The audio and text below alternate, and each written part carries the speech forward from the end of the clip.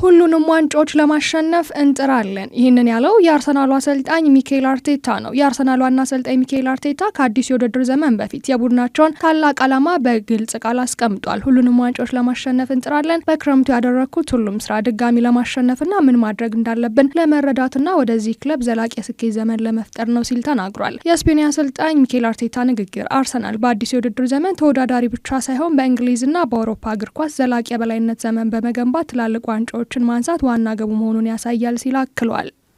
ማንቸስተር ዩናይትድ የፉልሃም የግራ መስመር ተከላካይ የሆነውን አንቶኒ ሮቤንሰንን ለማስፈረም እያሰበ እንዳለ ተዘግቧል። ይህ እቅድ የኒውካስል ዩናይትዱ ተከላካይ ሉዊስ ሆልን ለማስፈረም ያቀደው 60 ሚሊዮን ፓውንድ ጥያቄ ውድቅ ከሆነ በኋላ የሚታይ አማራጭ ነው ተብሏል። ሮቤንሰን ከሉዊስ ሆል ይልቅ በዝቅተኛ የዝውውር ዋጋ ሊገኝ እንደሚችል ታስቧል። ስለዚህም ለማንቸስተር ዩናይትድ ወጪን የሚቀንስ አማራጭ ሆኖም ታይቷል። ሆኖም ግን እስካሁን በክለቦቹ መካከል ይፋዊ የዝውውር ድርድር አልተጀመረም።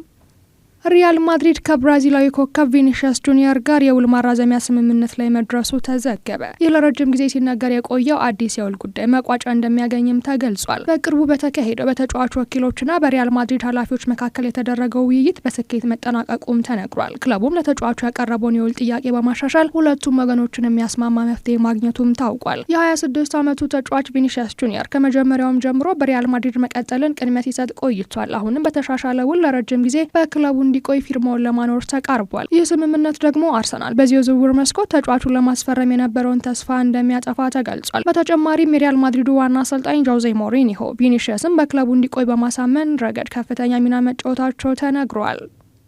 ባርሴሎና የማንቸስተር ሲቲውን አማካኝ ሮድሪ ለማስፈረም እየሰራ ይገኛል። ሪያል ማድሪድ የ30 ዓመቱን ስፔን የኮከብ ተጫዋች ለማስፈረም ረጅም ጊዜ ስሙ ሲገናኝ የቆየ ቢሆንም አሁን ግን ከታላቅ ተቀናቃኛቸው ባርሴሎና ጋር ፉክክር ገጥሟቸዋል። ሪያል ማድሪድ ከሮድሪ ጋር በግሉ ላይ ስምምነት ላይ መድረሱ እየተዘገበ ቢገኝም ነገር ግን ከማንቸስተር ሲቲ ጋር በዝውውር ክፍያ ላይ እስካሁን ስምምነት ላይ አልተደረሰም። ዘገባው እንደሚያሳየው ሮድሪ በባርሴሎና ፕሮጀክት በክለቡ ያጫወት ዘይቤና በቡድን ውስጥ ካሉ በርካታ ስፔናውያን ተጫዋቾች ጋር መጫወት የሚያስገኘው ምቾት ስለሚስበው ወደ ካምፕኑ ማምራት እያሰበ ነውም ተብሏል። የላሊጋ ሻምፒዮኖቹ የፍሬንኪ ዲዮንግ የጉልበት ጉዳት በመኖሩ የመሃል ሜዳቸው በከፍተኛ ደረጃ ተከላካይ አማካኝ በ6 ቁጥር ለማጠናከር ይፈልጋሉ። ሮድሪ ከማንቸስተር ሲቲ ጋር ያለው ውል በቀጣዩ ዓመት የሚያበቃ ሲሆን ተጫዋቹ አዲስ ፈተና ለመጀመር ፍላጎት እንዳለው ተገልጿል። የባርሴሎና ዋና አሰልጣኝ ሃንሲ ፊሊክም ሮድሪን ወደ ካምፕኑ እንዲዘዋወር ለማሳመን የክለቡን ፕሮጀክት ለማብራራትም ለተጫዋቹ በግል እንደደወሉለት ተዘግቧል።